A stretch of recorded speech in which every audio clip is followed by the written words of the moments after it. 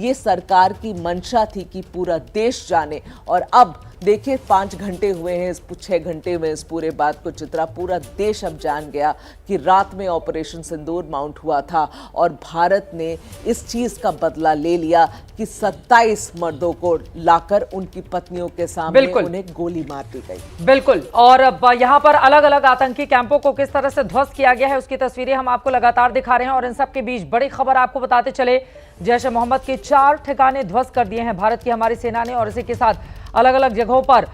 जो कैंप तबाह किए गए हैं उसके जरिए अब स्थानीयों का दावा है कि हमले में 30 आतंकवादियों की मौत हो गई है। साल 2000 से हिजबुल चला रहा था ट्रेनिंग कैंप, वहां पर भी आतंकवादियों को मार गिराने में कामयाबी मिली है। और आपको बताते चले कई आतंकवादी कुछ अस्पताल भी पहुंचे हैं। पीओके के कोटली में हिजबुल का ट्रेनिंग कैंप तबाह हो गया है। आतंकी कैंप मशकर रहील शाहिद पर स्ट्राइक की खबर निकलकर सामने आई है। स्थानीयों का दावा है कि हमले में 30 आतंकवादियों की, हालांकि अगर 25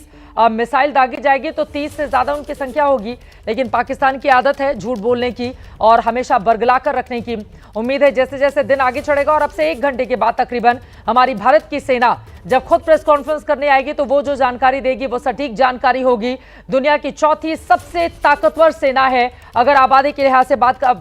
संख्या के लिहाज से देखें तो दूसरी सबसे बड़ी हमारी इंडियन आर्मी है, और वो जो बात कहती है वो करके दिखाती है, या जो करके आती है वही कहती है। तो इसी वजह से हमें इंतजार करना होगा कि तकरीबन 1 घंटे के बाद जब भारत की सेना की ओर से प्रेस कॉन्फ्रेंस की जाएगी तो फिर क्या जानकारी हमसे साझा की जाती है। एक बार जल्दी से बरुख करते हुए ब्रिगेडियर जगदीप भैया का, अब यहाँ से आगे क्या सर, हम लोग इंतजार कर रहे हैं 1 घंटे के बाद जब प्रेस कॉन्फ्रेंस होगी उसमें बहुत सारी बातें साफ हो जाएंगी, लेकिन क्या पाकिस्तान को, विश्व को हमने एक संदेश दे दिया है, जैसा कि एस जयशंकर ने भी कहा है कि जीरो टॉलरेंस की नीति सभी को रखनी होगी आतंकवाद के खिलाफ।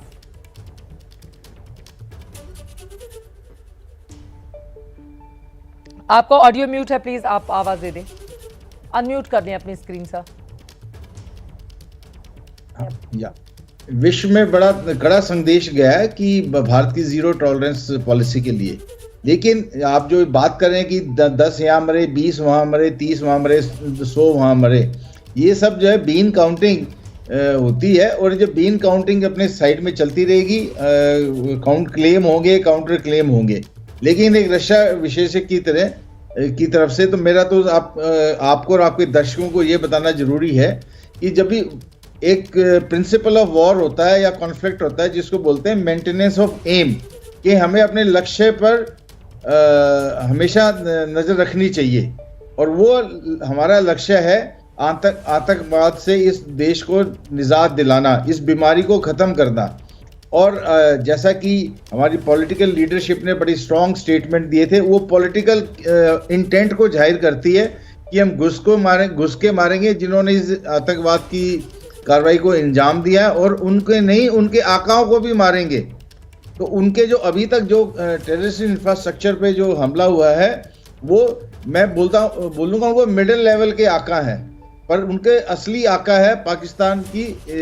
फौज और पाकिस्तान का आर्मी चीफ मुल्ला आसिम मुनीर। तो वो जो जब तक वो मेंटेनेंस उस एम पे हमें कायम रहना है, और ये जो कार्रवाई है ये चलती रहेगी।